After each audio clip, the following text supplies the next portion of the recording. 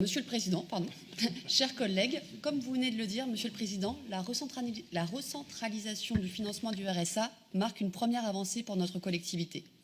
C'est enfin la reconnaissance d'une injustice sur laquelle vous et vos prédécesseurs et tous les élus de notre groupe avons porté le fer depuis 17 ans maintenant. Et pour les plus anciens, je me souviens de Robert Clément, alors président du Conseil général en ces lieux, en décembre 2002, lors de l'annonce de l'acte 2 de la décentralisation, lorsqu'il dénonçait ce transfert de solidarité nationale et les conséquences financières pour notre collectivité. L'injustice est reconnue, c'est une victoire collective. C'est également une avancée budgétaire, puisque notre collectivité n'aura plus à s'inquiéter, au moins budgétairement, de l'impact financier de la montée en charge du nombre d'allocataires. Ceci peut nous permettre de redéployer des moyens pour l'insertion, comme vient de le démontrer Mélissa, essentiel pour un territoire comme le nôtre, où le taux de chômage, comme l'absence de formation qualifiante, reste prégnante, et où, pour rappel, un jeune de moins de 25 ans sur 3 en Seine-Saint-Denis ne possède aucun diplôme. Ainsi, vous l'avez compris, nous voterons pour cette expérimentation. Cependant, nous le faisons avec ambition, en appelant à poursuivre la bataille pour une renationalisation totale du RSA en 2027. En effet, en plus de reprendre les recettes affectées par l'État à notre collectivité depuis le transfert en 2004 au financement du RSA, soit 300 millions d'euros comme le mentionnait Daniel Guiraud, le gouvernement nous ponctionne de 220 millions d'euros dans les DMTO et dans la dotation globale de financement, ce qui représente pour la dotation globale une ponction des 3/4 de ce qu'elle représente. C'est un réel manque à gagner pour mener l'ensemble des politiques sociales dont les Séquagno-Dionysiennes et Dionysiens ont besoin, particulièrement dans cette période de crise.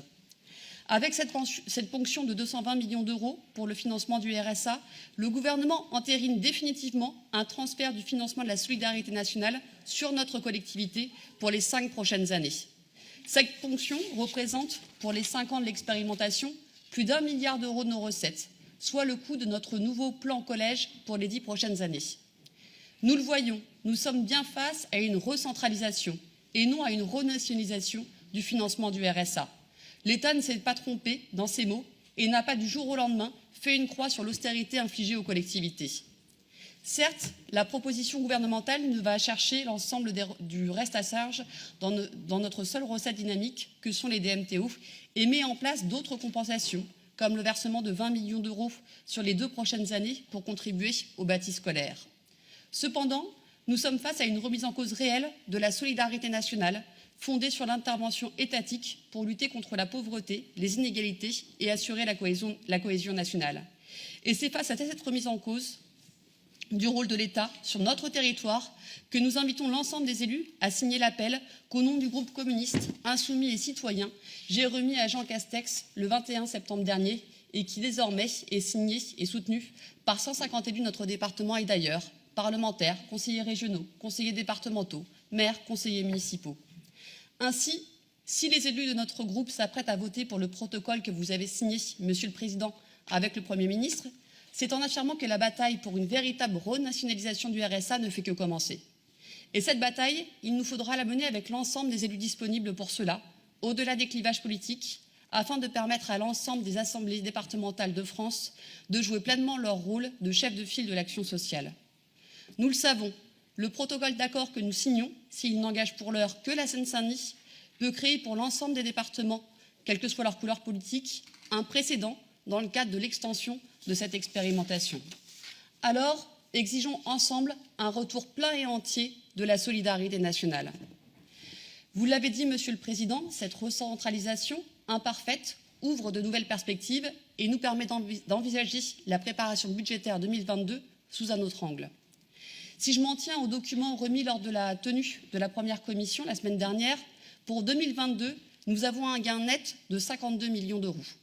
Le même document précise que 10 millions seront inscrits pour l'insertion, pour atteindre en 2023 23 millions d'euros supplémentaires. Ainsi, sauf erreur de ma part, il reste 42 millions d'euros encore non fléchés pour le budget 2022. Cette respiration financière doit, dans cette période de crise, être mis le plus vite possible au service des Séquagno-Dionysiennes et des Séquagno-Dionysiens pour répondre à l'urgence sociale. À l'aune de ce début de mandat, dans le contexte de crise que nous connaissons, ces 42 millions d'euros doivent nous permettre de prendre des nouvelles mesures capables de répondre aux besoins comme aux défis qui sont devant nous.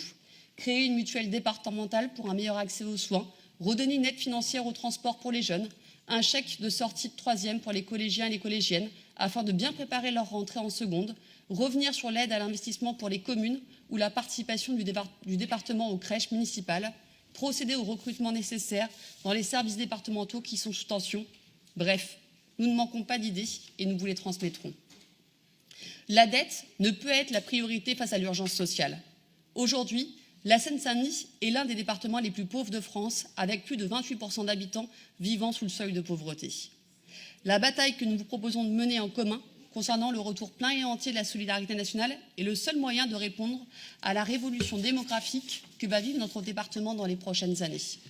Avec le vieillissement de la population, auquel s'adosse une perte d'autonomie, conséquence des métiers pénibles et d'un manque de soins chroniques, notre collectivité va être confrontée à un véritable défi dont les marges de manœuvre financières actuelles ne suffiront pas à relever.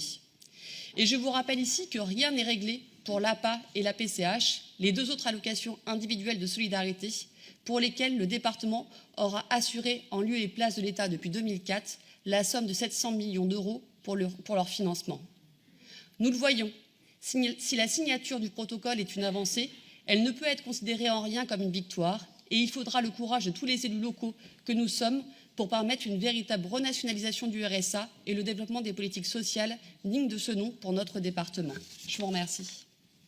Merci. Alors, je donne la parole à Karim Bouamrane qui doit nous quitter. Frédéric Moll aussi ensuite présentera la position du groupe. Karim. Merci, Monsieur le Président.